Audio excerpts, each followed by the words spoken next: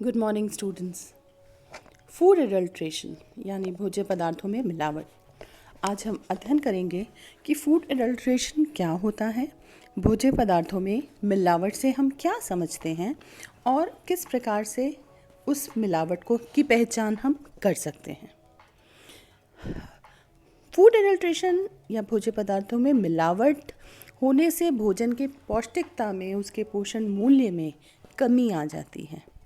कभी कभी तो उस भोजन की गुणवत्ता कम हो जाती है, कभी वो विषाक्त हो जाता है और शरीर के ऊपर उसका हानिकारक प्रभाव होता है। बहुत ज़्यादा स्थितियों में शरीर को इससे बहुत ज़्यादा प्रतिकूल प्रभाव पड़ता है। बीमार हो जाता है व्यक्ति, हॉस्पिटल तक जाना पड़ जाता है। भोजन में मिलावट को हम परिभाषित कैसे करेंगे? Food adulteration can be defined as the intentional addition or substitution or abstraction of substances which adversely affect the nature, substance and quality of foods. भोजन में न खाने योग्य पदार्थ तथा निम्न श्रेणी के भोज्य पदार्थों को मिलाना जिससे विक्रेता को अधिक आर्थिक लाभ हो लेकिन उपभोगकर्ता को आर्थिक नुकसान के साथ साथ स्वास्थ्य पर भी हानिकारक प्रभाव पड़े, इसे ही भोजन की मिलावट फूड एडल्ट्रेशन कहते हैं। उदाहरण के लिए अनाज में कंकर, मिट्टी, बालू, पत्थर मिलाना, ये सभी खाद्य चीज़ें हैं। दूध के साथ पानी मिलाना, उत्तम खाद्य पदार्थों के साथ निम्न गुणवत्ता वाले खाद्य पदार्थों को मिलाना, जैसे कि घी के साथ डालडा या जो आसानी से उपलब्ध हो सस्ता तेल मिलाना, या काली मिर्ची में पपीते के बीज मिलाना। पिसी हुई लाल मिर्ची में ईंट का चूरा या लकड़ी का बुरादा मिलाना, ये सभी फूड एडल्ट्रेशन या भोजन में मिलावट के उदाहरण हैं। भोज्य पदार्थों में मिलावट का उद्देश्य क्या है?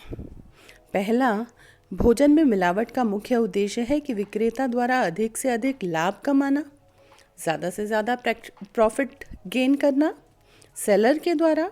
और दूसरा, मांग के अनुरूप अगर किसी खाद्य सामग्री की पूर्ति नहीं हो रही तो उसकी पूर्ति की भरपाई मिलावट करके करना। इसमें भी छिपा हुआ उद्देश्य वही है, यानी कि आर्थिक लाभ कमाना। जैसे कि दूध में पानी मिलाना एक बहुत ही साधारण सा उदाहरण जो हमें अपने घर के आसपास देखने में मिलता है। अब हम कब कहें कि भोजन में मिलावट है?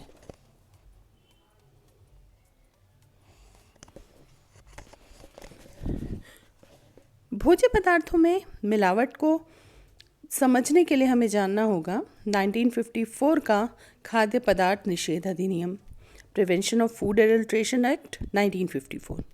उसके अनुसार भोजन में मिलावट तब मानी जाएगी या भोजन मिलावट युक्त तब माना जाएगा जब या तो भोज्य पदार्थ में वज़न बढ़ाने हेतु उसमें सस्ते और निम्न कोटि के भोज्य पदार्थ मिला दिए गए हों जिसके कारण कि उसकी गुणवत्ता और पौष्टिकता में कमी आई हो, या बेचे जाने वाले भोज्य पदार्थ की गुणवत्ता ग्राहक की मांग के अनुरूप न हो, भोज्य पदार्थ की गुणवत्ता उसमें वर्णित बातों के अनुरूप न हो, भोज्य पदार्थों में उपस्थित पौष्टिक तत्व अंशतः या पूर्णतः निकाल लिए गए हों। भोज्य पदार्थ को तैयार करते समय या पैकिंग करते समय या संग्रह करते समय स्थितियाँ, जो वातावरण है वो अस्वास्थ्यकर हों या लापरवाही बरती हो जिसके कारण भोजन के दूषित होने की संभावना हो। खाद्य पदार्थ में अंशतः या पूर्णतः सड़े गले पदार्थों को यूज़ करके या घटिया किस्म के पदार्थों को मिला दिया गया हो। यदि भोजन सड़े गले वनस्पति स्रोतों से या मरे हुए जानवरों से प्राप्त किया गया हो, यदि भोजन किसी भी कारण से दूषित, जहरीला या विषैला हो गया हो जो कि स्वास्थ्य के लिए अहितकर है, भोजन में किसी प्रकार का हानिकारक तत्व, जीवाणु, विषाणु, फफूंदी आदि उत्पन्न हो गए हों, भोजन के संरक्षण में जो परिरक्षक पदार्थों का इस्तेमाल अर्थात जिन प्रिजर्वेटिव्स का यूज़ किया गया है वो ज़रूरत से ज़्यादा मात्रा में ला दी गई हो, या फिर उन रासायनिक परिरक्षकों का उपयोग किया हो जो कि स्वास्थ्य के लिए हितकर नहीं हैं, जिन्हें इस्तेमाल करने की मनाही हो। भोजन को जिस बर्तन, जार या टिन की धातु या पॉलिथीन में पैक किया हो, उससे विषैला पदार्थ निकलकर भोजन में मिल जाए, जिसके कारण भोजन उपभोग करने के योग्य नहीं रह जाए। भोजन में कोई विषाक्त पदार्थ मिल गया हो, उत्पन्न हो गया हो, जिसका स्वास्थ्य पर घातक प्रभाव हो। भोजन पदार्थों की गुणवत्ता बढ़ाए गए स्तर से कम हो, कुछ तत्व स्वीकृत स्तर से अधिक हों, या भोजन किसी भी प्रकार से संक्रमित हो। खाद्य पदार्थ निषेध अधिनियम PFA 1954 1 जून 1955 में लागू हुआ तथा इस नियम में 1968 और 1973 में आगे भी संशोधन किए गए। खाद्य पदार्थ निषेध अधिनियम के अनुसार खाद्य पदार्थों में मिलावट के दो प्रमुख कारण हैं। पहला, जानबूझकर की गई मिलावट, और दूसरा, अनायास हो गई मिलावट। That is intentional adulteration and the second is incidental adulteration. Intentional यानी जानबूझकर की गई मिलावट, ये ऐसी है जिसे अनायास ही, लापरवाही से या अनजाने में अनचाहे रूप से विक्रेता के द्वारा ज़्यादा से ज़्यादा लाभ कमाने की स्थिति में कर दिया जाए। ऐसी मिलावट बड़ी चतुराई से, कुशलता से की जाती है कि जो उपभोक्ता है उसे इसका पता भी नहीं चल पाता। इस प्रकार की मिलावट में भोजन में से कुछ पदार्थ को मिलाना, बदलना या हटाना सम्मिलित है, जिसमें भोजन की गुणवत्ता और पौष्टिकता कम हो जाती है। कभी कभी ये स्वास्थ्य के लिए हितकर नहीं होते और कभी घातक भी हो जाते हैं। कुछ उदाहरण देखते हैं। अनाज, दाल, सूखे मेवे, ड्राई फ्रूट्स, मसाले आदि में बालू, मिट्टी, कंकड़, रेत आदि मिलाना। दूध में पानी मिलाना। कभी कभी दूध बेचने वाला भी गंदा पानी मिला देता है, ये इसी का उदाहरण होगा। खोए में मैदा या चावल के आटे को पीसकर मिलाना। रंगीन मिठाइयों में न खाने वाले रंगों का प्रयोग करना।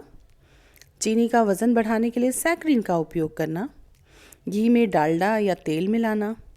सरसों के बीज में आर्जिमोन का बीज मिलाना।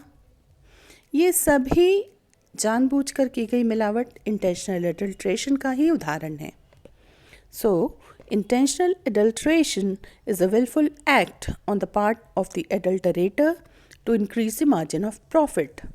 अपना ज़्यादा से ज़्यादा फ़ायदा कमाने के लिए जब विक्रेता जानबूझकर मिलावट कर रहा है, किसी भी निम्न गुणवत्ता वाले पदार्थ को अच्छे खाद्य पदार्थ में मिला के उसके कुल मूल्य को, पोषण मूल्य को कम कर रहा है या उसमें बदलाव ला रहा है, तो यह जानबूझकर की गई मिलावट या इंटेंशनल एडल्ट्रेशन कहलाएगी। दूसरी श्रेणी है अनायास हो गई मिलावट, जिसे हम कहेंगे इंसिडेंटल एडल्ट्रेशन। इस प्रकार की मिलावट जानबूझकर नहीं की जाती, लेकिन कभी कभी स्वतः या अनायास ही हो जाती है।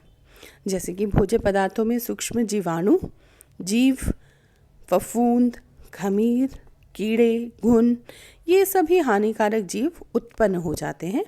इससे भोजन की गुणवत्ता और पौष्टिकता नष्ट हो जाती है। एजुकेशनल प्लानिंग ग्रुप के अनुसार incidental food contamination is usually due to the ignorance, negligence, or lack of proper facilities.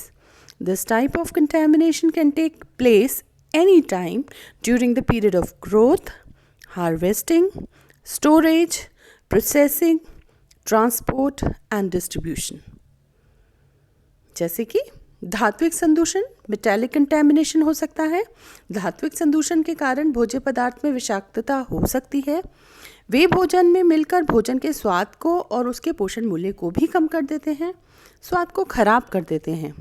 और कई धातु भोजन में उपस्थित प्रोटीन, विटामिन और रासायनिक क्रिया करते हैं, और विटामिन के साथ, इन पोषक तत्वों के साथ रासायनिक क्रिया करने के उपरांत वो उसे विषाक्त बना देते हैं। जैसे पीतल या तांबे के बर्तन में दही रखें, या दही से बने व्यंजन, नींबू का अचार, आम का अचार, ये सब अगर रखा जाए तो उस खाद्य पदार्थ का स्वाद बिगड़ जाता है, वह विषाक्त हो जाता है। इसी प्रकार से चांदी के बर्तन में अंडा विषाक्त हो जाता है। इन बर्तनों में रखे गए भोज्य पदार्थों के सेवन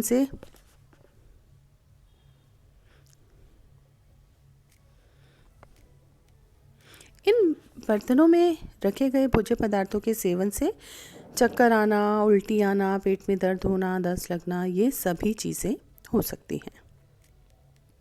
जिस बर्तन, जार, बोतल या पॉलिथीन में भोजन संग्रहित किया जाता है उसमें से हानिकारक पदार्थ निकलकर भोजन को विषाक्त बना देते हैं, जैसे कि कीटनाशक से आर्सेनिक, सीसा, डिब्बों में से टिन, जो कैंड चीज़ें हैं, कैंड प्रोडक्ट्स हैं, उसमें जो खाद्य पदार्थ रखा जाए तो टिन उससे क्रिया कर लेता है, तांबा, कैडमियम आदि, ये सभी अगर कंटेनर या जो जार है वो इससे बना है तो खाद्य पदार्थ उसके साथ क्रिया कर लेता है और वो विषाक्त हो जाता है।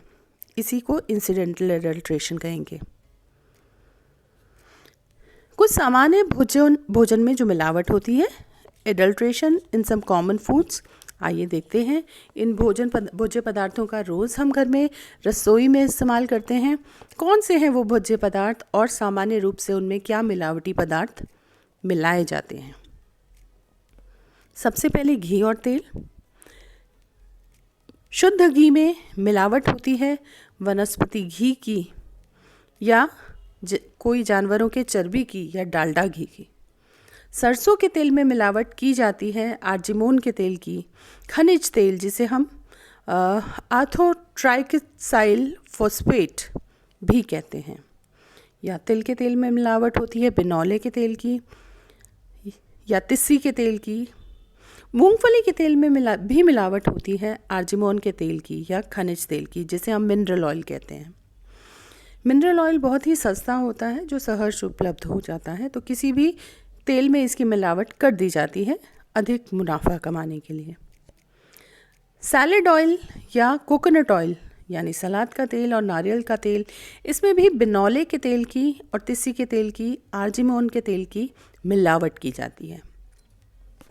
दूध और दूध से बने भोज्य पदार्थों को देखें तो उसमें पानी मिलाना, दूध में से क्रीम निकाल लेना या दूध का पाउडर का दूध मिलाना, वसा की मात्रा बढ़ाने के लिए वनस्पति घी या डालडा मिलाना।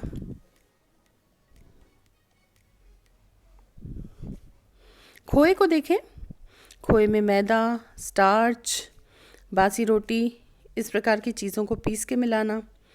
आइसक्रीम में प्रतिबंधित रंग मिलाना या कुछ ऐसे केमिकल्स मिलाना, सैक्रिन मिलाना। क्रीम में नमी की मात्रा बढ़ाना जिससे कि उसका वज़न ज़्यादा हो जाए, या वनस्पति वसा मिलाना। पनीर में भी नमी की मात्रा बढ़ाना जिससे उसका वज़न अधिक हो जाए। दालों में केसरी दाल, जो कि एक सस्ती दाल होती है, और साथ ही साथ कंकर, पत्थर, मिट्टी, बालू या दाल के छोटे टुकड़े मिलाना। चना, अरहर, साबुत चना, काली मसूर, इन सभी में साबुत केसरी दाल की मिलावट बहुत आम होती है। इसी प्रकार से उड़द की दाल में मूंग की दाल की मिलावट, ये क्योंकि मूंग की दाल उससे सस्ती होती है। और बेसन में भी केसरी दाल मिलाकर पीस देना या रंगीन स्टार्च मिलाना या जौ का आटा मिलाना, इस प्रकार से बेसन को भी मिलावटी करके बेचा जाता है। मसालों में भी मिलावट होती है। स्पाइसेस एंड कॉन्डिमेंट्स में साबुत हल्दी में कोलतार, लेड क्रोमेट की कोटिंग या पत्थर को रंगकर मिलाया जाता है।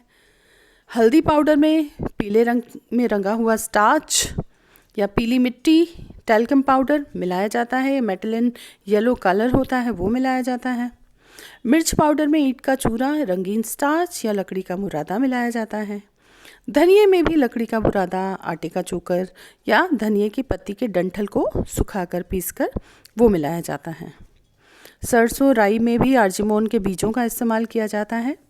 जीरे में कृत्रिम जीरे जैसा ही बीज आता है जो सस्ता होता है, उसे मिलाया जाता है। तो काले मिर्च में पपीते के बीजों को सुखाकर, हींग में रेजिन या गोंद मिलाकर, इलायची व लौंग में तेल निकली हुई लौंग व इलायची मिलाना, केसर में जूट के रेशे, पेपर या दूसरे पदार्थों को रंग कर मिलाना आम रूप से मिलावट के तरीके देखे गए हैं। अनाज में भी कंकर, बालू, अनाजों के डंठल, भूसा, मिट्टी आदि, धान, ये सब मिलाया जाता है। गेहूं के आटे में स्टार्च, घुन लगा गेहूं का आटा या निम्न गुणवत्ता वाले गेहूं को उत्तम गुणवत्ता वाले गेहूं के साथ मिला के भी आटा तैयार किया जाता है। चाय की पत्ती में जहाँ लकड़ी का बुरादा या दाल के छिलके को पीसकर रंग कर या अनाज का चोकर मिलाया जाता है, या उपयोग में ली गई चाय की पत्तियों को सुखाकर भी इस्तेमाल किया जाता है। इसी प्रकार कॉफ़ी में इमली और खजूर के बीजों को पीसकर चिकोरी के बीजों को पीसकर मिलाना, क्योंकि कॉफ़ी जो असली कॉफ़ी होती है वो थोड़ी सी महंगी होती है, तो एक सस्ते विकल्प के रूप में ऐसी मिलावटी कॉफ़ी को बेचा जाता है। अन्य भोज्य पदार्थ होते हैं जैसे कि बहुत सारी जो मिठाइयों में कलर्स डाले जाते हैं, रंग डाला जाता है या फिर केमिकल्स डाले जाते हैं उनकी शेल्फ़ लाइफ को बढ़ाने के लिए, उनको और सुंदर दिखाने के लिए जो प्रिजर्वेटिव्स हैं उनको ज़रूरत से ज़्यादा मात्रा में डाल दिया जाता है। जैसे कि मेलाचाइट ग्रीन कलर डाला जाता है या ऑरेंज सेकंड डाला जाता है, ब्लू VRS डाला जाता है, रोडामाइन बीट डाला जाता है, ऑरोमाइन डाला जाता है, सौंफ सुपारी इस प्रकार की चीज़ों में, जूस में। तो ये सभी तरीके हैं जो मिलावट के लिए आमतौर पे अपनाए जाते हैं। अब मिलावट की पहचान कैसे हो? बहुत ही महत्वपूर्ण विषय कि मिलावट की पहचान उपभोक्ता के द्वारा किस प्रकार से हो, ये भी एक बहुत ही महत्वपूर्ण विषय है। तो सबसे पहले तो निरीक्षण के द्वारा, यानी कि अनाज, दाल, सूखे मेवे इस प्रकार की चीज़ों को हाथ में लेके थोड़ा सा देखा जाए और ऑब्जर्वेशन के द्वारा, निरीक्षण के द्वारा पता लग जाता है उस चीज़ की गुणवत्ता कैसी है। या उसे पानी में डाल दिया जाए थोड़ा सा सैंपल, तो उससे भूसी, अनाज या इस प्रकार की चीज़ें, डंठल हैं, वो तैरने लगते हैं और हमें पता लगता है कि ये अनाज मिलावटी है। इसी प्रकार से केसरी दाल और अरहर चना की दाल की बनावट में अंतर होता है, उसको देख के पहचान सकते हैं। ब्लॉटिंग पेपर के द्वारा भी, गीले ब्लॉटिंग पेपर में चाय की पत्ती और भुने चने को फैलाकर दबाने से इसका रंग बदल जाता है। तो अगर चाय की पत्ती का रंग उसमें तुरंत आ रहा है तो समझ लें कि वो मिलावटी है। माइक्रोस्कोप के नीचे लैब में टेस्ट करा के भी हम जांच कर सकते हैं भोज्य पदार्थ के बारीक कण जैसे सरसों, जीरा, सूजी, इसमें जो भी और अखाद्य तत्व मिलाए होंगे तो वो उसकी माइक्रोस्कोप के अंदर पहचान हो जाती है। पानी में घोलकर शक्कर, नमक, ये सब चीज़ों की जांच हो सकती है। जो इम्प्यूरिटीज़ होंगी, अशुद्धताएं होंगी, वो ऊपर रह जाएंगी, बहने लगेंगी, और जो प्योर शक्कर और नमक पानी में डिज़ोल्व हो जाते हैं तो हमें समझ में आ जाएगा कि क्या है, उसमें कितनी मिलावट की गई है।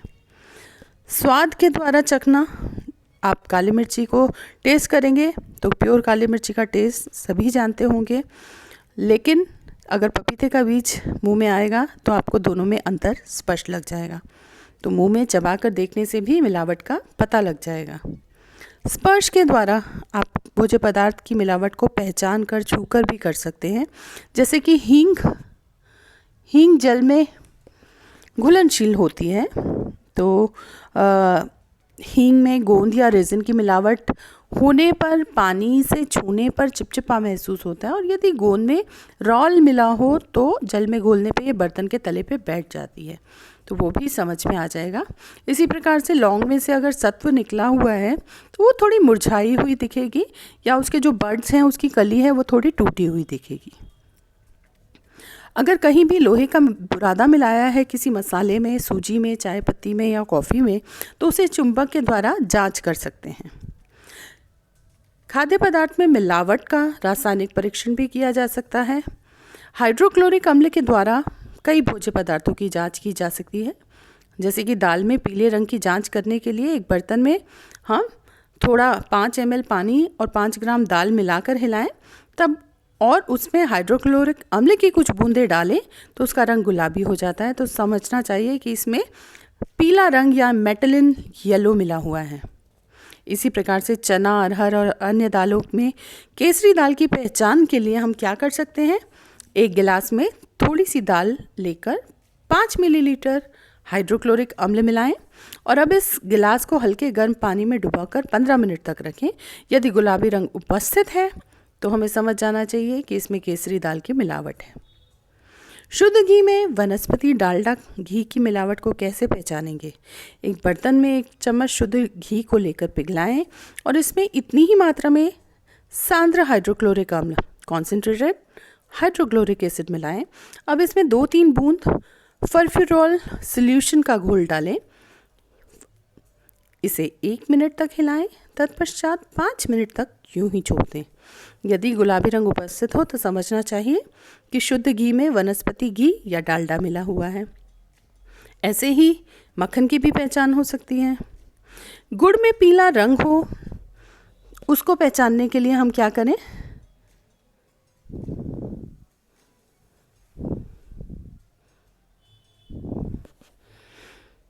थोड़े से गुड़ में 5 मिलीलीटर हाइड्रोक्लोरिक अम्ल डालें। यदि गुड़ का रंग मेजेंटा रेड हो जाता है, लाल रंग का, गाढ़े लाल रंग का हो जाता है, पिंकिश रेड टिंच हो जाती है, तो इसका मतलब इसमें केमिकल मेटनल येलो मिला हुआ है। बूरा और चीनी में अगर खाने वाला सोडा की मिलावट को जांच करनी हो तो उसके लिए इसमें हाइड्रोक्लोरिक अम्ल डालने से यदि झाग सा बनता है, एफर्वेसेंस आता है, उसके साथ ही गैस निकलती दिखाई दे तो समझ लेना चाहिए कि इसमें सोडा मिलाया गया है। पिसी लाल मिर्च में मिलावट को जांचने के लिए उसमें थोड़ा सा ईथर मिलाएं और इसे छानकर इसका सत्व निकाल लें। अब इसमें थोड़ी सी कॉन्सेंट्रेटेड हाइड्रोक्लोरिक एसिड मिलाएं और अगर इसका रंग गहरा गुलाबी हो जाए तो समझ लें कि इसमें भी किसी चीज़ की मिलावट हुई है। इसी प्रकार नाइट्रिक अम्ल से भी जांच हो सकती है और ईथर टेस्ट भी किया जा सकता है ऑयल्स में रेंसिडिटी में जांच करने के लिए, ऑयल्स में रेंसिडिटी की पहचान करने के लिए। आमतौर पे तेलों में सस्ते तेल जैसे कि डालडा या फिर अरंडी का तेल या इस प्रकार के प्योर ऑयल्स में मिलावट करने के लिए इस्तेमाल किया जाता है। भोज्य पदार्थों के परीक्षण के लिए कई प्रयोगशालाएं होती हैं। सरकारी संस्थानों के रूप में भी होती हैं। निर्यात निरीक्षक काउंसिल के द्वारा जो स्थापित प्रयोगशालाएं हैं वो भी हैं। इसके अलावा राज्य सरकार द्वारा स्थापित food and drug administrative laboratory भी हैं। भारत सरकार के द्वारा स्थापित केंद्रीय भोज्य पदार्थ परीक्षण प्रयोगशाला भी है। इसीलिए भोज्य पदार्थों की गुणवत्ता को मानने के लिए हेतु कुछ मानक स्थापित किए गए हैं जिन्हें हम कहते हैं फूड स्टैंडर्ड्स।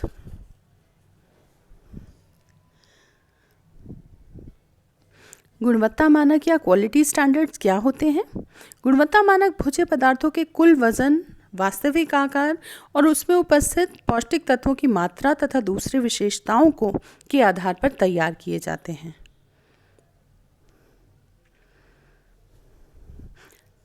कुछ ऐसे ही भारत में प्रमुख रूप से 2 मानक तैयार किए गए हैं जो कि भोज्य पदार्थों की गुणवत्ता को बनाए रखने के लिए उपयोग में लाए जाते हैं।